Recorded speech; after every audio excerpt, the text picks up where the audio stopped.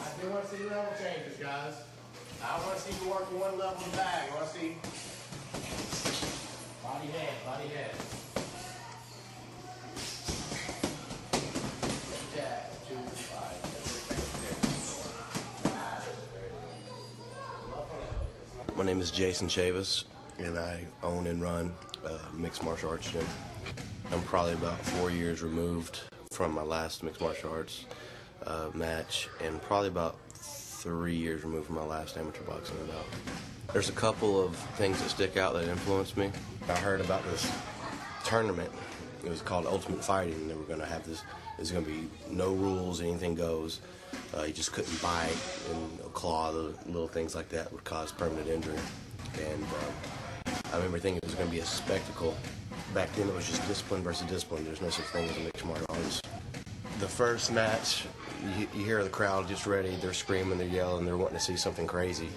And there had to be at least a 400-pound Samoan, some guy that trained in some kind of sumo wrestling versus a kickboxer. And right off the bat, guy comes out there, they clinch up, they break, and then this little kickboxer kicks this guy right in the mouth, and then teeth go flying. The whole thing just gets silent. And everybody said, this was a real fight.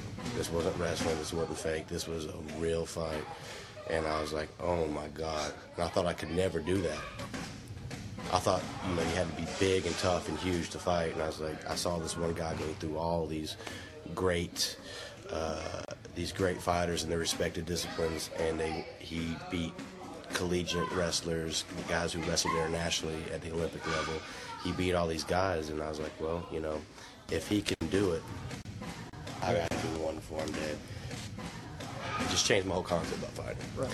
And then I guess I really got back into it. I can't remember what UFC it was. I tapered away from it. The consensus was that UFC was done.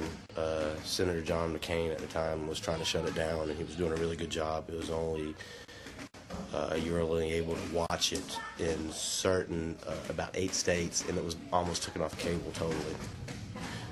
Back then, it was just it was a bunch of tough guys, not a lot of medical assistance, just a lot of people. It was very rough in the beginning. Now it's the smooth finished product that you see now, very marketable.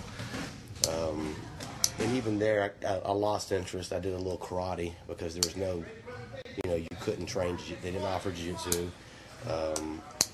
They didn't have a lot of youth wrestling programs, and I was only in middle school. I did about 6 months of karate, got burnout, then went to college, played football, got that all out of my system, came back, had to have something to do. I wanted to stay athletic, wanted to do something, and then jiu-jitsu had moved its way in.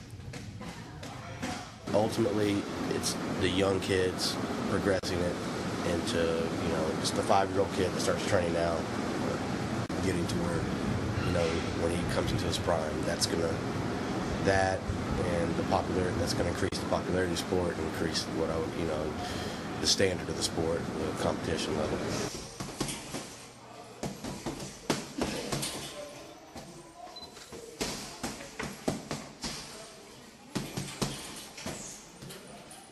Guys, when I say angle changes, does that mean just to get in? Does that mean just penetration? No. So listen, if we throw our combination always back up, what's eventually going to happen?